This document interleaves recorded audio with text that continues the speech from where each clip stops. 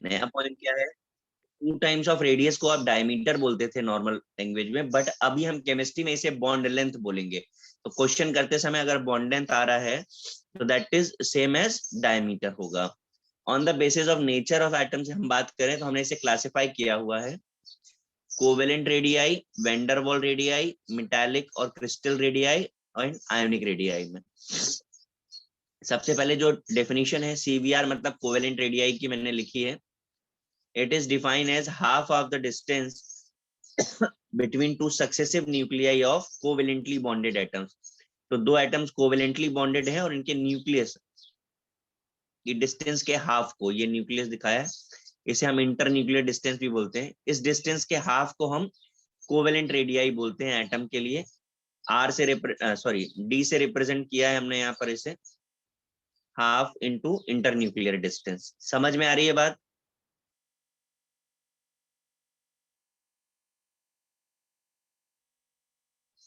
मैं page change करूं?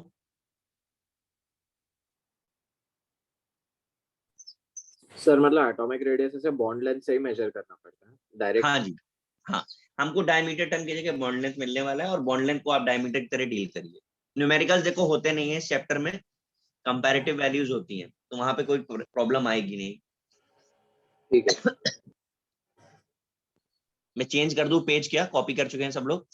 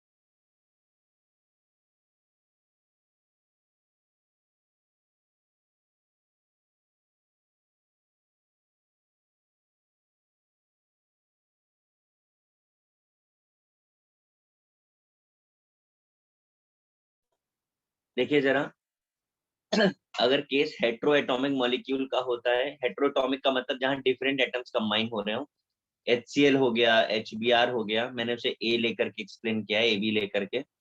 ऐसे केस में क्या होगा, जो भी रेडियाई होगी आपकी, that is for molecule Da/2 plus dB/2 minus 0.09 delta x. dA क्या है, bond length of A, dB क्या है, bond length of B, minus 0.09 delta x. Delta x क्या होता है, electronegative difference of atom and A and B. तो आपको delta x given होगा, आपको डीए गिवन होगा, आपको डीबी गिवन होगा, you can calculate the radii of this molecule. Is it clear guys? Yes, sir.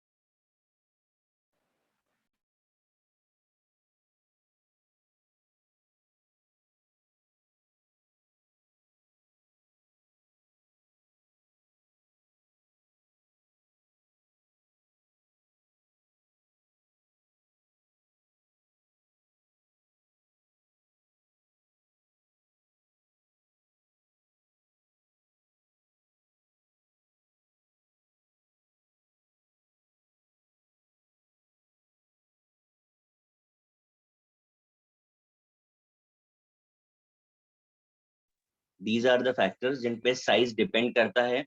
A R का मतलब atomic radii है, directly proportional to number of shells. फिर atomic radii है प्रिंसिपल क्वांटम नंबर के directly proportional. Third है ENC के inversely proportional. Fourth है CVR मतलब covalent radii, inversely proportional to multiplicity of bonds. और लास्ट है जेड इफेक्टिव के इनवर्सली प्रोपोर्शनल, जिसे जेड बाई ई भी बोलते हैं। तो मैं अभी आपको ये सारे अप्लाई करके दिखाऊंगा। PQN का फुल फॉर्म क्या है? इसका PQN। Principal quantum number. Okay sir. मैं अभी अप्लाई करके दिखा रहा हूँ, आप इसे कॉपी कर लीजिए।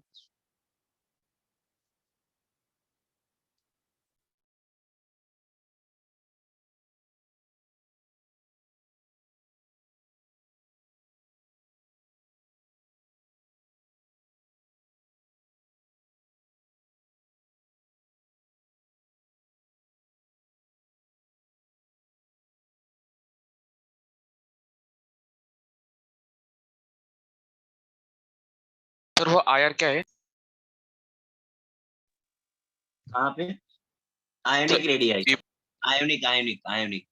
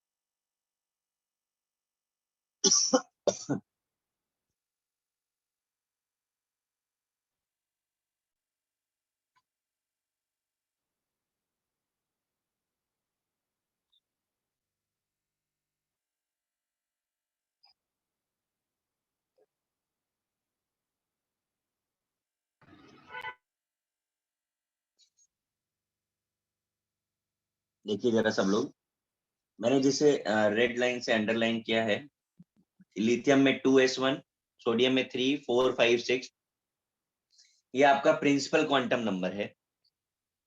ठीक है, आपको याद आ रहा होगा, आपने एटॉमिक स्ट्रक्चर में पढ़ा है।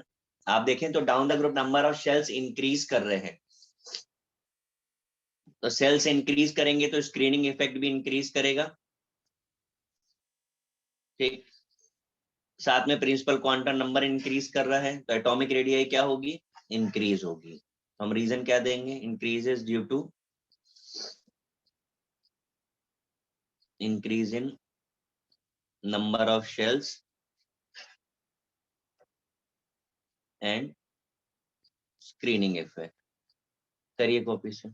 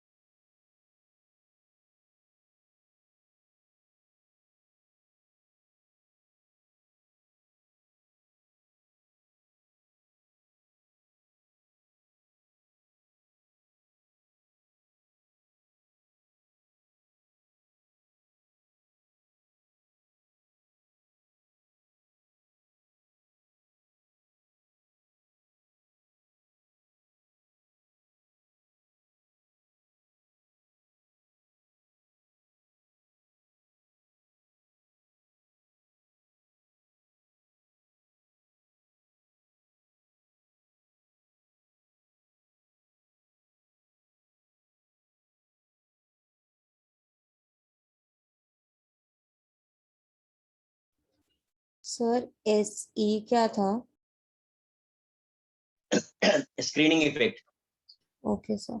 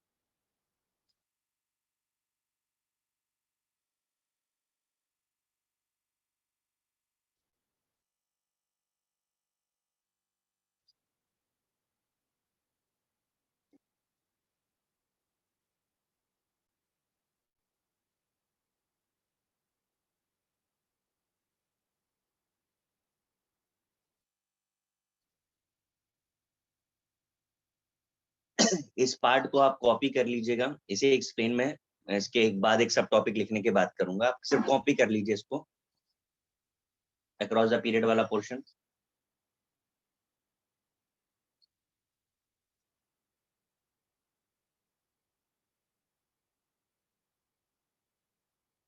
एक डेफिनेशन लिखने के बाद इसे एक्सप्लेन करूंगा।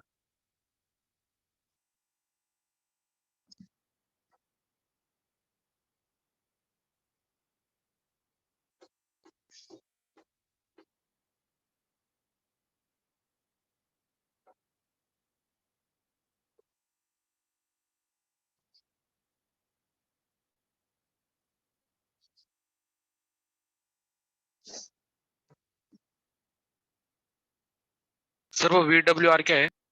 वही वही बताऊंगा मैं, उसे बताना बाकी, इसीलिए मैं रुक गया। मैंने कहा सिर्फ कॉपी कर लीजिए, फिर मैं उसको एक्सप्लेन करता हूँ, फिर आपको समझेगा वो क्या है। कॉपी हुआ क्या वहां तक? Yes sir.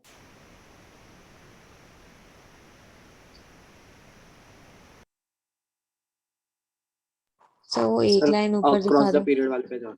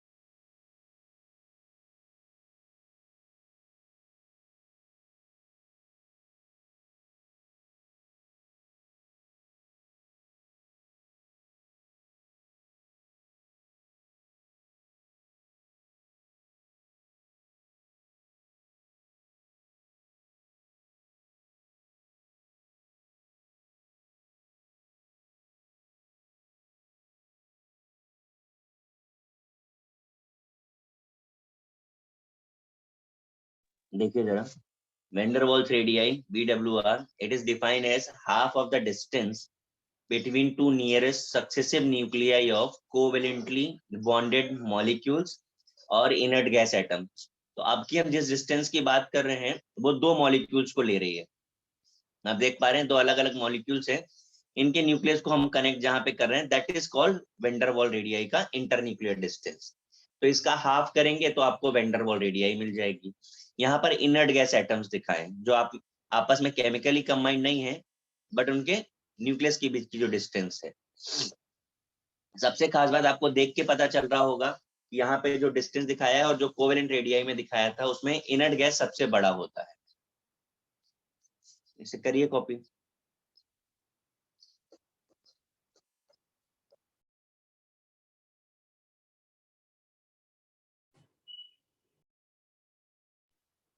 सर ये इंटर न्यूक्लियर डिस्टेंस ये तो टेम्परेचर प्रेशर पे वेरी करेगा ना? बिल्कुल वेरी करेगा। हम किसी भी रेडियाई को स्टैंडर्ड कंडीशन में मेजर करते हैं, और उन सब के अलावा सबसे बड़ी बात ये कि हमें कंपेयर करना है, कैलकुलेशन करना नहीं है। आपको इंटर न्यूक्लियर डिस्टेंस अगर दी जाएगी तो आप हाफ करके रेडियाई बता दोगे, आप मेजर तो करोगे नहीं जाके। हाँ सर, ठीक तो है अपने सर, टेंशन नहीं है इसलिए। ठीक है sir.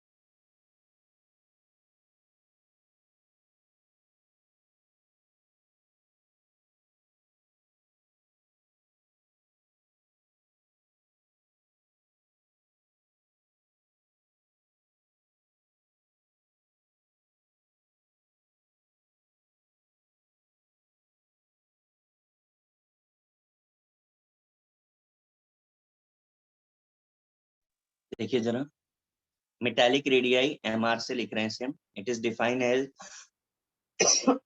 half of the distance between two successive nuclei of metallic bonded atoms in a crystal closed packed lattice। ये टर्म आपके लिए नया हो सकता है, क्रिस्टल क्लोज्ड पैक्ड। तो उसके बारे में आगे हम लोग डिटेल में पढ़ते हैं। किसी मेटल एटम का अरेंजमेंट जो होता है उसे हम ये टर्म यूज करते हैं उसके लिए। यहाँ पे देखिए दो एटम्स को जो क्लोज्ड हैं उनके न्यूक्लियस के बीच की डिस्टेंस, जैसे इंटर न्यूक्लियर डिस्टेंस डी बोला है, इसका half is called metallic radii. और देखो मोरलेस सारी डेफिनेशन सेम है, केवल नेचर के बेसिस पे अलग अलग कर रहे हैं। जैसे metallic is particularly for metals,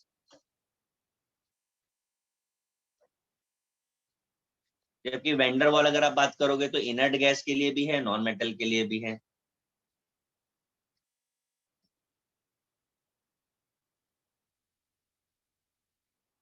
तो नेचर के बेसिस पे ही क्लासिफाई Sir, किया है। सर ये बोलिए। क्रिस्टल क्लोज्ड पैक्ड क्या है फिर? Letter LATTICE lattice. Okay.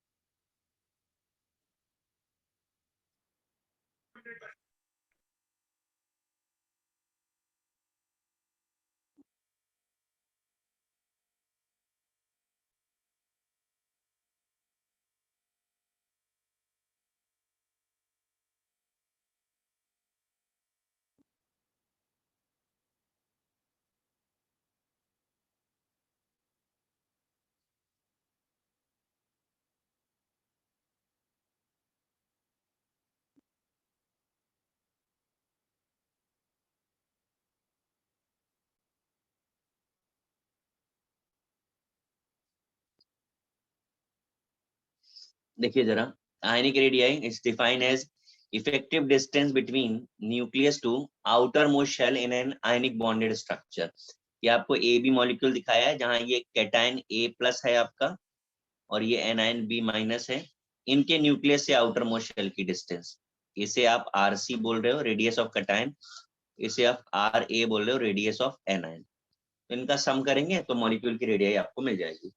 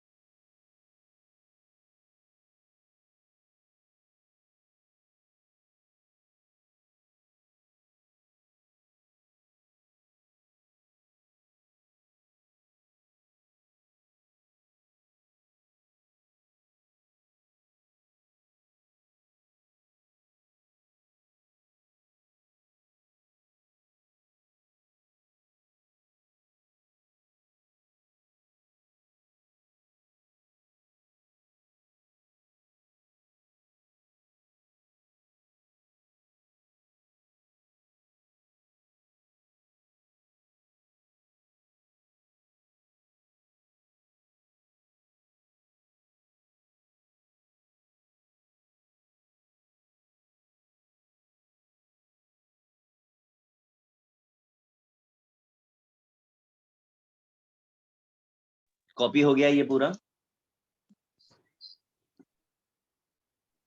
Sir हाँ जी। ये आयोनिक रेडियस तो मॉलिक्यूल्स के लिए है ना, तो जो हाँ। RC और RA है वो मतलब वो कौन से रेडियस रहते हैं एटम के, मतलब कोवैलेंट रेडिया या आयनिक रेडिया, नहीं नहीं, कोवैलेंट जब आप रेडिया। आयनिक बोल रहे हो, जब आप आयनिक बोल रहे हो तो कोवेलेंट कैसे हो सकता है? नहीं सर, बट वो तो मॉलिक्यूल के लिए है ना, बट ये आरसी और आरए तो एटम के रेडियस है, तो बेटा, अरे आरसी का फुल फॉर्म क्या है? कैट कैटायन का कैटायनिक रेडियस। तो अब आप जब उसको कैटायन बोलोगे कि उसे आप मॉलिक्यूल बोलोगे कि आप उसे एटम बोलोगे? कैटायन। तो फिर कैटायन का मतलब आयन हो गया ना। हाँ सर। हम्म। चलिए, मैंने अभी पीछे जो इनकम्प्लीट रखा था, मैं वापस उस जगह पे पहुंच रहा हूँ एप्लीकेशंस में। जरा भी इसे समझ लीजिए, उसके बाद करिए कॉपी। अक्रॉस द पीरियड क्या होता है? तो atomic radius across the period decrease होती है। रीजन है due to increase in ENC. Effective nuclear charge बढ़ता है तो साइज डिक्रीज होता है। बट जब हम जीरो ग्रुप पर आते हैं तो बड़ा इंपॉर्टेंट बात है ये, तो यहाँ पर रेडियाई इंक्रीज हो जाती है। क्यों इंक्रीज होती है? तो रीजन हमने लिखा है कि जीरो ग्रुप का जो एलिमेंट है it shows only vendor wall radii, और वेंडर वॉल रेडियाई लार्जेस्ट होती है। तो ये यहाँ से यहाँ डिक्रीज करती है, फिर इंक्रीज करती है, और ये इंक्रीज इतना ज्यादा है कि आप चाहें तो जीरो ग्रुप को यहाँ पर प्लेस करें साइज के बेसिस पे। समझ आ रहा है? फ्रॉम 0 1 2 3 4 5 6 7। तो अगर इस वेरिएशन को हम ओवरऑल प्रेजेंट करें फॉर एस एन पी, जरा समझ लीजिएगा, ये समरी है और इस पे ही क्वेश्चन होंगे। For s and p block,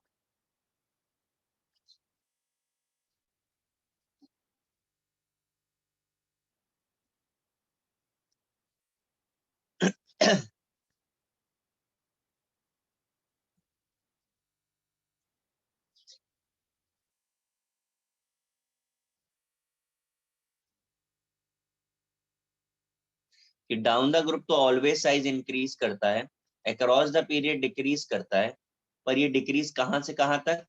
तो फ्रॉम 0 to 7 ये आपकी समरी हो गई इसकी। जितना हमने अभी तक पढ़ा है उन पे क्वेश्चंस करने के लिए सिर्फ ये बात याद रखनी। तो नोट करिए, फिर मैं आगे का एप्लीकेशन बताता हूँ।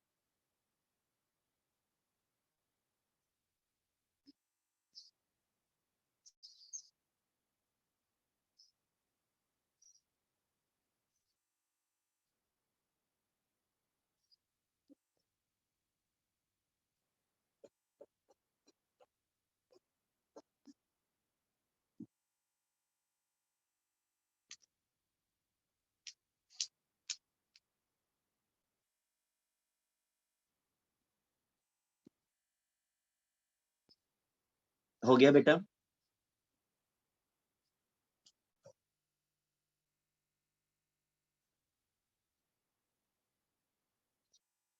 हो गया कि नहीं हो गया? हो गया सर। ठीक है।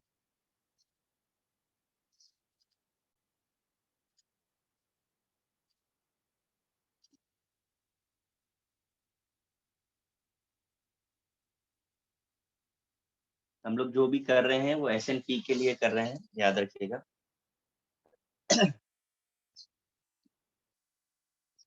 हम एप्लीकेशन पे वापस आ जाते हैं,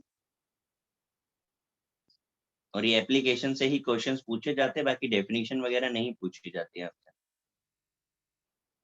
अब जरा यहाँ एक एडिशनल बात देखिए, जो कोवेलेंट बॉन्ड होता है,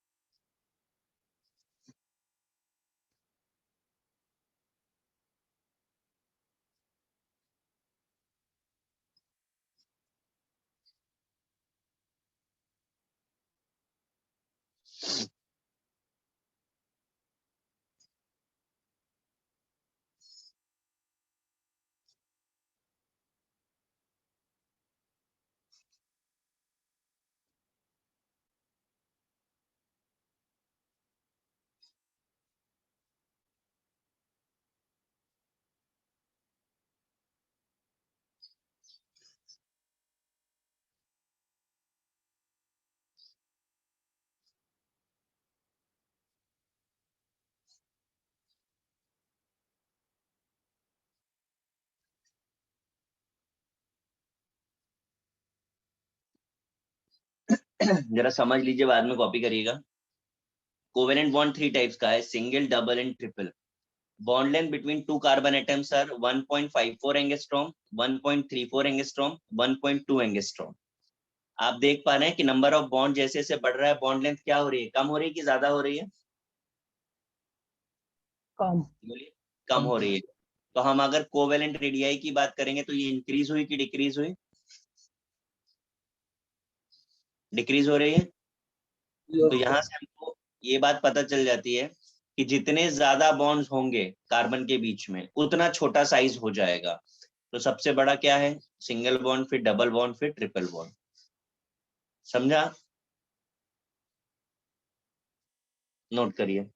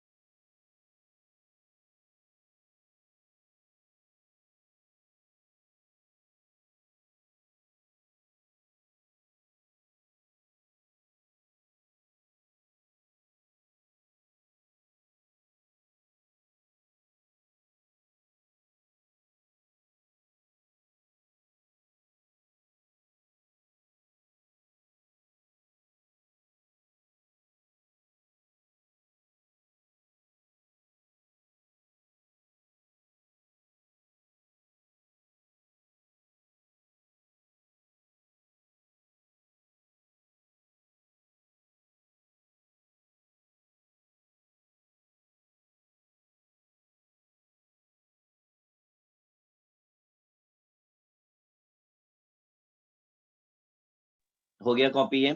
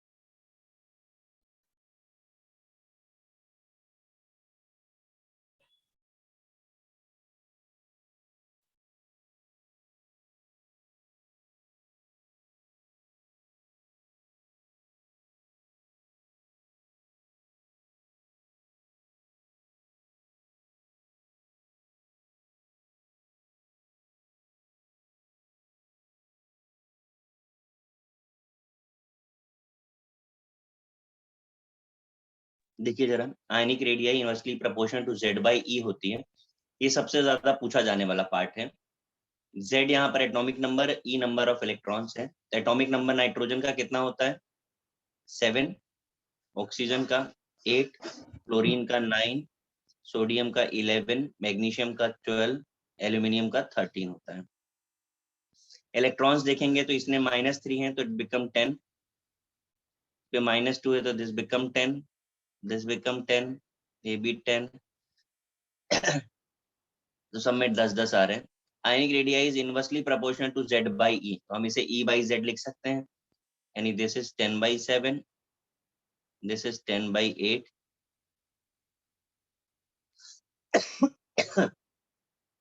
10 by 9, 10 by 11, 10 by 12 और 10 by 13। अब आप इसे सॉल्व करेंगे तो आपको पता चलेगा सबसे बड़ा जो है वो N3 माइनस है, फिर O2 माइनस है, फिर F माइनस है। तो ये आपका आयनिक रेडियाई का सीक्वेंस आ गया। अब इसमें मैंने एक शॉर्टकट भी बोला हुआ है कि आप इतना कैलकुलेशन की जगह simply directly proportional to charge of anion देख लें, और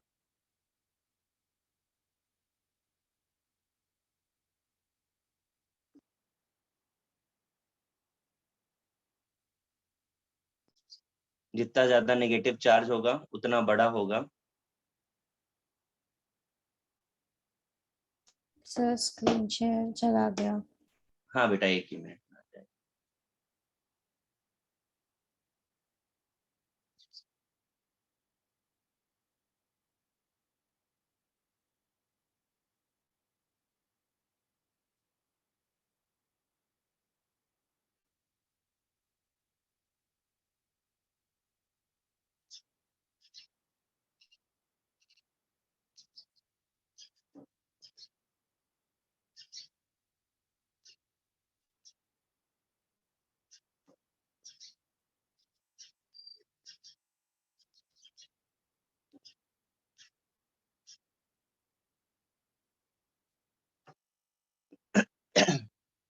देखिए, ionic radii directly proportional to charge of anion और inversely proportional to charge of cation होती है। तो जितना नेगेटिव होगा उतना बड़ा होगा और जितना पॉजिटिव होगा उतना छोटा होगा। ये ट्रिक आप डायरेक्टली अप्लाई कर सकते हैं।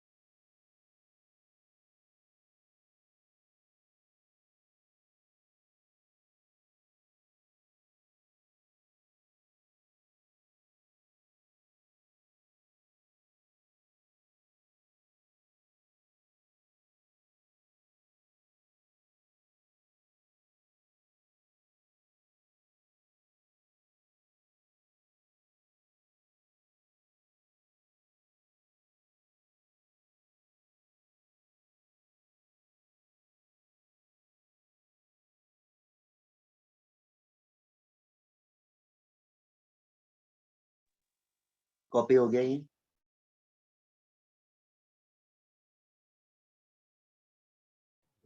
Yes, sir.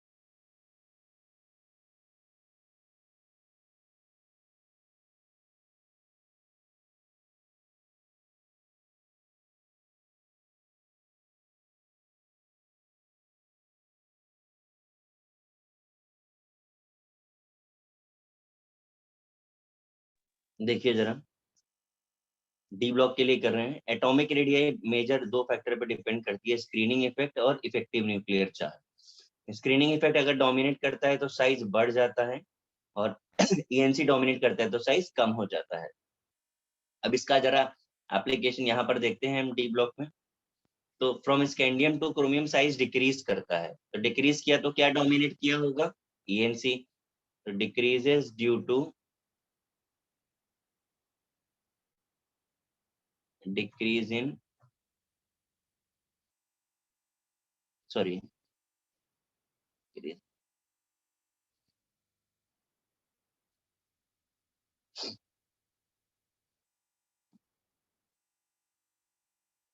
क्या केस हो गया? ENC is larger than screening effect. यहाँ इंक्रीज हुआ तो रीजन हम क्या देंगे? कि स्क्रीनिंग इफेक्ट ज्यादा हुआ होगा। और जहाँ पे ये ऑलमोस्ट सेम है, यहाँ पे इसका मतलब दोनों ने एक दूसरे को कंपनसेट किया हुआ है। तो ये वाला टर्म जो है बड़ा इंपॉर्टेंट है, जहाँ पर दोनों एक दूसरे को बैलेंस करने का काम करते हैं। इस बैलेंसिंग को ही हम कॉन्ट्रैक्शन बोलते हैं। तो जब कभी भी आपको साइज सेम बोला जाए तो आपको क्या बोलना है? स्क्रीनिंग इफेक्ट ईएनसी को बैलेंस कर रहा है। ठीक है, करिए कॉपी इसको।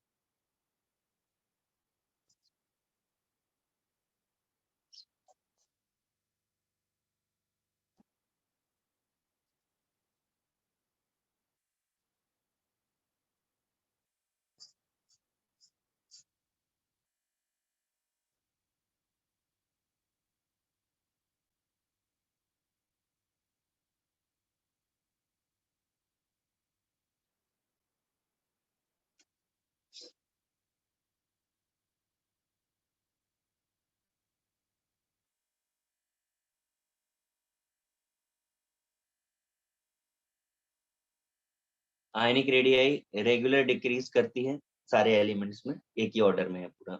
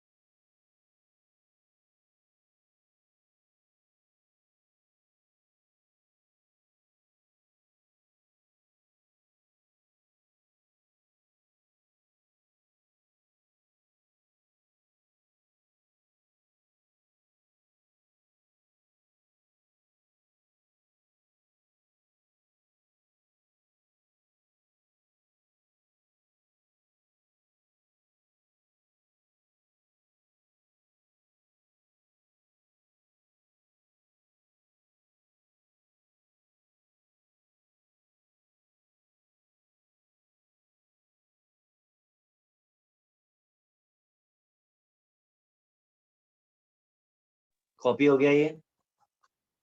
Yes sir.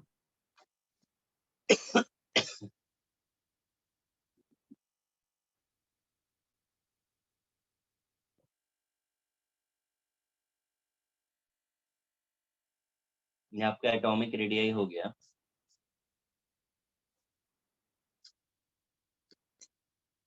चलिए आगे कर सकते हैं।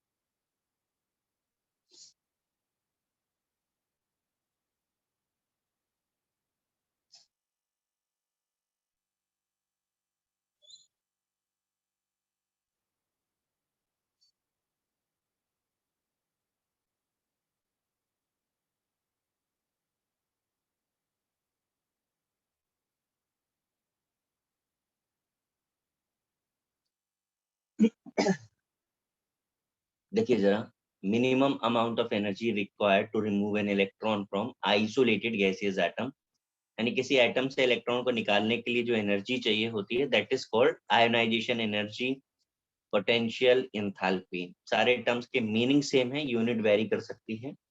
एंडोथर्मिक प्रोसेस होता है क्योंकि एनर्जी रिक्वायर्ड बोला है, तो एंडोथर्मिक को हम डेल्टा एच से रिप्रेजेंट करते हैं और ये पॉजिटिव साइन है।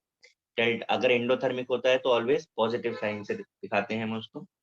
अब successive removal of electron is difficult due to increase in ENC. मतलब ये है कि आप एक एक इलेक्ट्रॉन निकालते जाएंगे, एनर्जी बढ़ती जाएगी, यानी पहला निकाला तो कम की, दूसरा निकाला तो और डिफिकल्ट, थर्ड निकाला तो और डिफिकल्ट।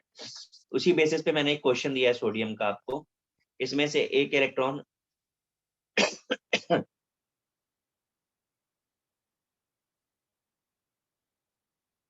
पहला इलेक्ट्रॉन हमने निकाला तो Na+ हो गया, दूसरा निकाला तो Na+2 हो गया। आपसे पूछा गया है कि IE1 और IE2 में क्या रिलेशन होना चाहिए।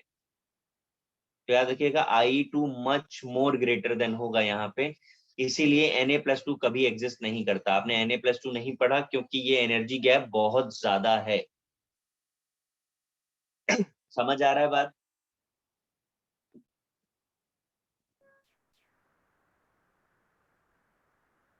Yes, sir. करिए कॉपी।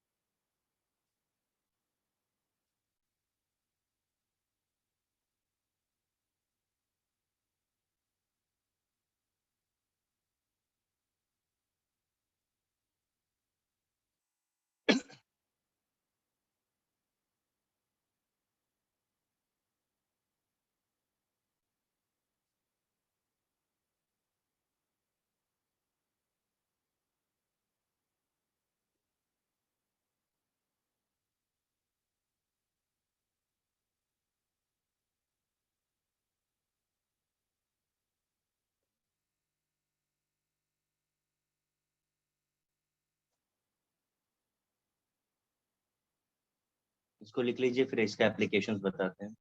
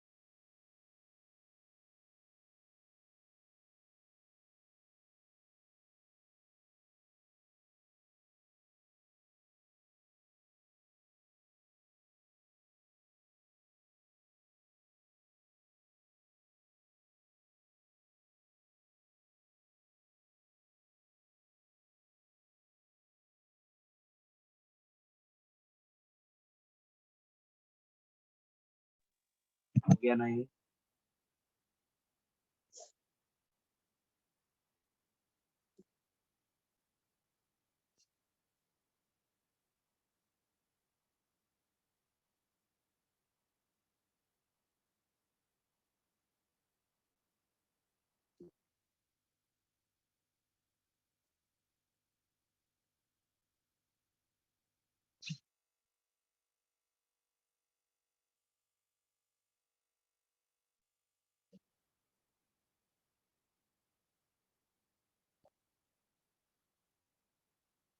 सर हम्म। सर वो लास्ट पॉइंट के ब्रैकेट में क्या था? Half field full field. Okay sir. Sir वो ग्रेटर देन साइन कहाँ पे था? फुल फील्ड जो है ग्रेटर है। ओके सर आप एक बार फैक्टर वापस दिखा सकते हो? एक ही मिनट दो, अच्छा मैं बता रहा हूं।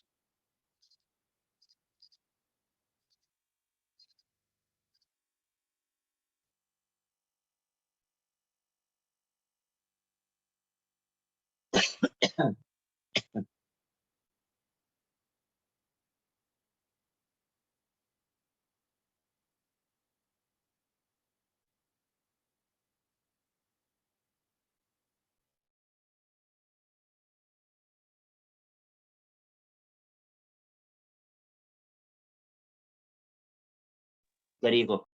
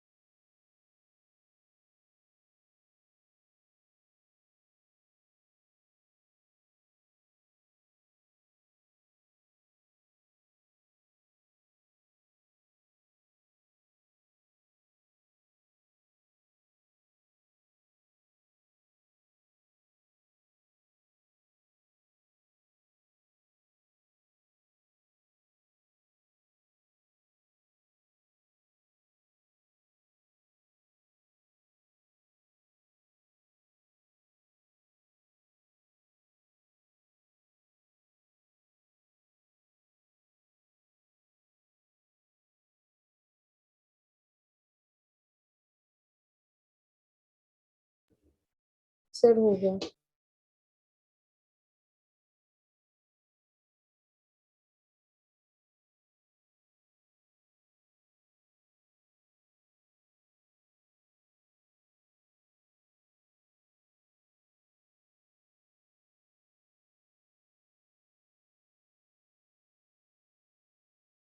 कॉपी हो गया भाई? Yes sir. चलिए जरा देख लीजिए पहले एप्लीकेशन में। डाउन द ग्रुप हम आपको बता रहे हैं। ये आपको पता है जैसे जैसे आप नीचे आते हो साइज इंक्रीज होता है। तो साइज इंक्रीज होने से क्या होता है, अट्रैक्शन फॉर जो आपका वैलेंस इलेक्ट्रॉन है वो डिक्रीज हो जाता है। यानी कि वैलेंस इलेक्ट्रॉन के लिए अट्रैक्शन अगर आप देखोगे तो ज्यादा अट्रैक्शन लिथियम के पास होगा इन कंपैरिजन टू सीजियम। तो हम ऐसा बोलते हैं कि जैसे जैसे आप नीचे आ रहे हो ionization energy decreases due to increase in size and screening effect. ये सबसे इजीएस्ट पार्ट था। अक्रॉस द पीरियड अगर हम देखेंगे तो बहुत कॉम्प्लिकेशन आएंगे। आप इसे कॉपी करिए फिर वो बताते हैं।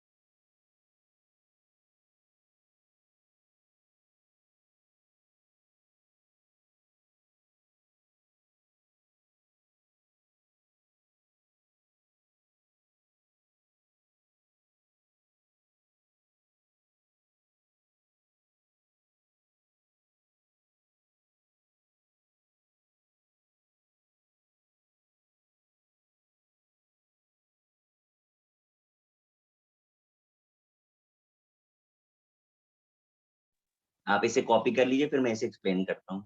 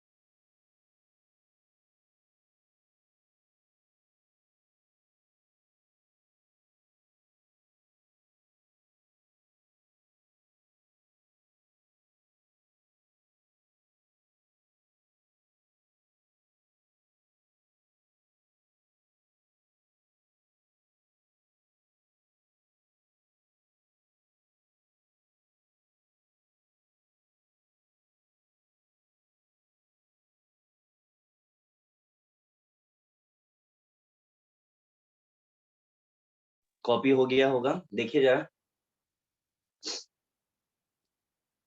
अगर हम लिथियम और बेरिलियम में कंपेयर करते हैं तो इलेक्ट्रॉन का रिमूवल ज्यादा डिफिकल्ट बेरिलियम से होगा, और जो हम रीजन देंगे यहाँ पे, तो देखिए NH2 फुलफिल्ड है, यानी कि स्टेबल कॉन्फ़िगरेशन ऑफ बेरिलियम, जिसकी वजह से इलेक्ट्रॉन का रिमूवल डिफिकल्ट हो गया है। फिर जब आप बेरिलियम टू बोरॉन कंपेयर करेंगे तो फिर से वही रीजन की वजह से बेरिलियम ज्यादा है।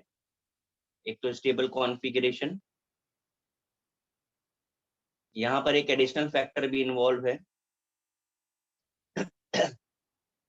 अगर आप देखें तो ये यहाँ पे इलेक्ट्रॉन को आपको P से रिमूव करना है बोरॉन में, और बेरिलियम में S से करना है, तो जिसे हमने पेनिट्रेशन इफेक्ट बोला है। तो ये एक्चुअली इनवर्ड मूवमेंट को डिफाइन करता है।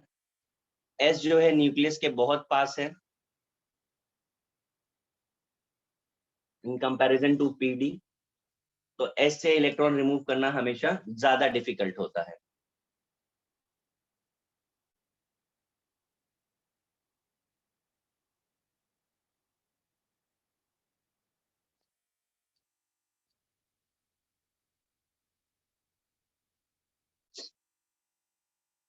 तो S से रिमूव करना ज्यादा डिफिकल्ट है in comparison to D and F।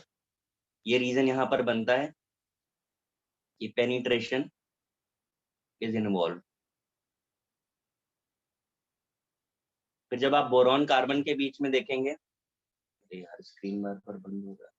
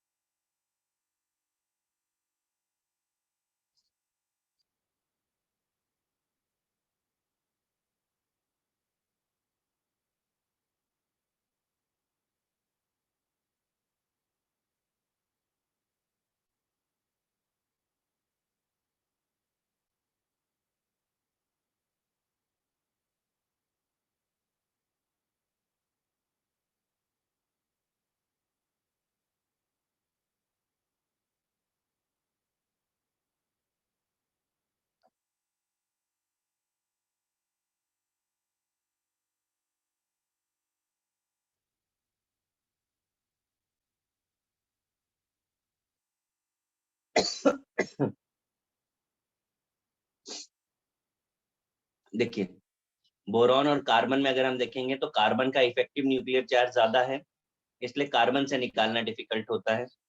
फिर जब आप कार्बन से नाइट्रोजन पे आते हो तो आप देखिए हाफ फिल्ड है नाइट्रोजन, 2p3 NP3, तो नाइट्रोजन का ज्यादा है, स्टेबल कॉन्फ़िगरेशन है, इसलिए मोर फॉर नाइट्रोजन है। जब आप नाइट्रोजन और ऑक्सीजन में कंपेयर कर रहे हो तो आप देखिए फिर से नाइट्रोजन का हाफ फिल्ड होने की वजह से नाइट्रोजन से डिफिकल्ट होगा निकालना, स्टेबल कॉन्फ़िगरेशन लिखा है। ऑक्सीजन फ्लोरीन में अगर आप देखेंगे तो ऑक्सीजन और फ्लोरीन के बीच में फिर ENC रिस्पॉन्सिबल होता है, और फ्लोरीन और नियॉन में मोस्ट स्टेबल कॉन्फ़िगरेशन होने की वजह से हाईएस्ट होता है। तो आप इसे कॉपी कर लीजिए, फिर मैं इसका आपको शॉर्टकट भी बता देता हूँ।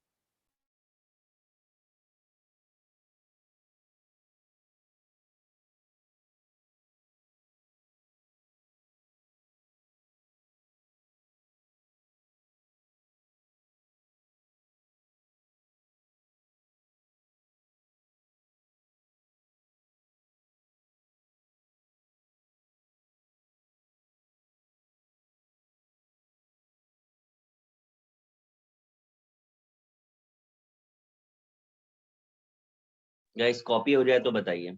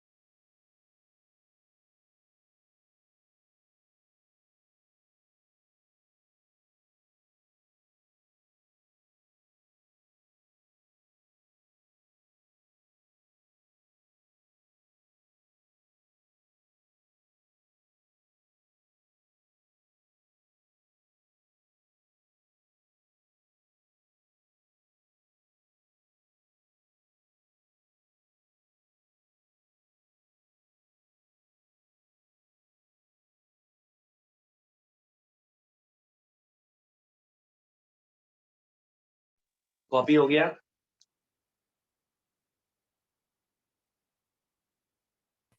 गाइस हुआ कि नहीं? Yes, sir. सबका हो गया? Yes sir. Yes sir. ठीक है, अभी मैं जिन लोगों का आगे पीछे था मेरे ख्याल से मोस्टली लोगों का इक्वल हो गया होगा। फिर भी जो थोड़ा बहुत डिफरेंस रह गया है उसे अपन नेक्स्ट लेक्चर पे कवर कर लेंगे। इसके आगे का शॉर्टकट और आगे के क्वेश्चंस हम नेक्स्ट पे कराएंगे और नेक्स्ट पे सारे बैचेस बैलेंस हो जाएंगे। Is it clear guys? Okay, sir. Yes. Yes, sir. Okay बेटा, चलिए good bye. Thank you, sir. Bye. Thank you, sir. Bye, sir. Thank you so much.